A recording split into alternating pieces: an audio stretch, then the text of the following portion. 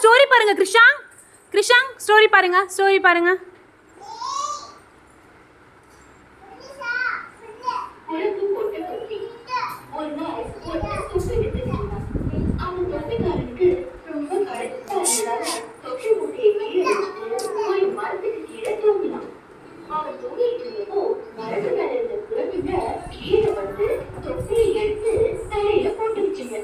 கொஞ்ச நேரம் கழிச்சு அவன் எழுந்து பார்த்தப்போ எல்லா தொப்பியும் குரங்குங்க மாட்டிக்கிட்டு மரத்து மேல உட்கார்ந்துட்டு இருந்தது.